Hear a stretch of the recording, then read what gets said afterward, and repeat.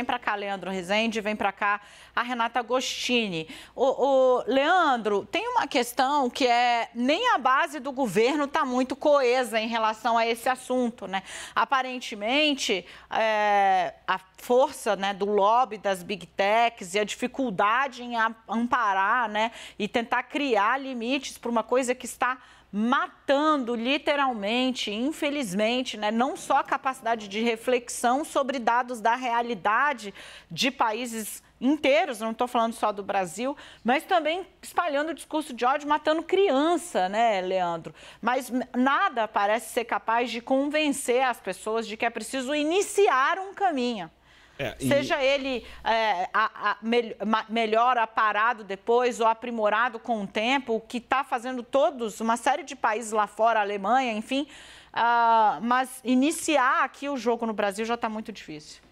Dani, na base do governo não há um consenso, existe algo que está dado, né, um lobby das grandes companhias que atuam lá no Congresso, divulgaram uma carta aberta na semana passada criticando vários pontos desse projeto de lei das fake news e hoje consegui mapear ali que dentro desse blocão do Arthur Lira, né, tem gente que é base do governo, de partidos aliados ao governo, que é frontalmente contra a votação agora desse projeto das fake news ainda nessa semana, porque acha que o debate está sendo muito assodado e contaminado pelo ambiente que a gente está vivendo ainda de muita preocupação e no rescaldo aí dos ataques às escolas que a gente acompanhou no começo do mês de abril. Quem me focalizou essa preocupação foi o líder do Solidariedade na Câmara dos Deputados, o deputado Áureo Ribeiro, que é um apoiador do presidente Lula e que não acha que esse é o momento oportuno para poder avançar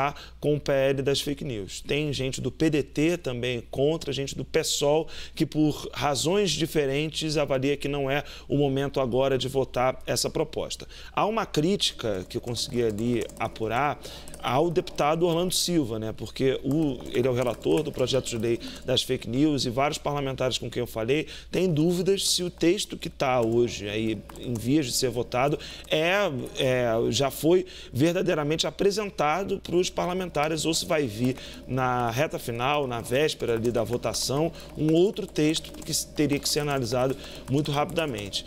Além disso, né, tem aqueles que questionam a votação do projeto de lei das fake news por algumas questões técnicas. E aí tem dois pontos que me chamam muita atenção. Primeiro, no último projeto apresentado, no último texto do deputado Orlando Silva, tem uma questão que é bastante polêmica, que é a da imunidade parlamentar nas redes sociais. Muitos especialistas entendem que isso é um problema, uma vez que, a gente sabe, muitos parlamentares espalham desinformação sobre temas variados. Sobre o 8 de janeiro é um ponto bastante específico e a gente acabou de tratar isso aqui no 360. Uma outra questão, o projeto de lei do deputado Orlando Silva, ele prevê a criação de uma espécie de uma autoridade governamental que seria responsável por olhar se as plataformas estão cumprindo com os protocolos ali de retirada de conteúdo do ar. O que alguns críticos do projeto dizem é o seguinte: isso abre um pouco um caminho, né,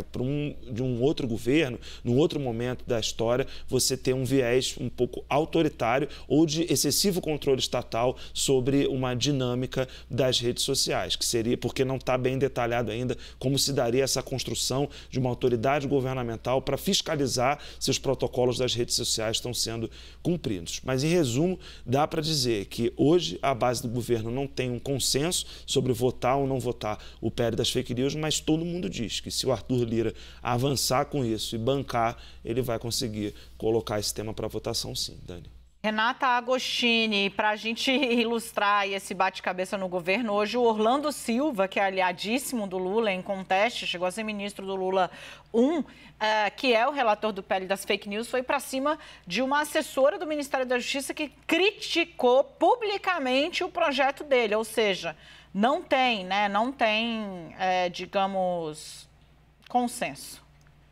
De fato, não. Chamou bastante atenção porque essa secretária do Ministério da Justiça, portanto, da equipe do ministro Flávio Dino, ela fez um apontamento em relação ao trecho do projeto que prevê essa pena às plataformas no caso de impulsionamento. E aí, basicamente, o que ela deu a entender é que isso estaria um pouco solto, né? Sendo esse o caminho de punição, apenas no caso do impulsionamento, ou seja, de que essa desinformação está sendo bancada por publicidade. Orlando Silva reagiu já acenando para o fato de que o que eventualmente estiver previsto nesse texto tem de considerar o fato de que precisa de voto para passar.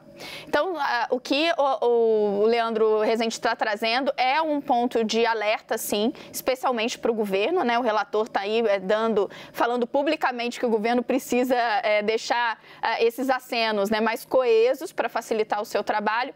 Porém, fui lá em liderança do Centrão, inclusive gente que é muito próxima ao presidente da Câmara, Arthur Lira, para entender se esse ambiente estava aí atrapalhando o aceno feito pelo próprio Lira para votar, e o entendimento é que não, que tudo caminha mesmo para que seja mantido, e aí uma dessas fontes foi muito clara. Se colocar para votação, passa. Eles entendem que, apesar desse bate-cabeça, vai ter voto. Gente, vamos dar uma olhada aí como é que vão ficar como é que vai ficar essa semana, porque, rapaz, tá tipo uma coisa assim, se respirar pode perder alguma coisa.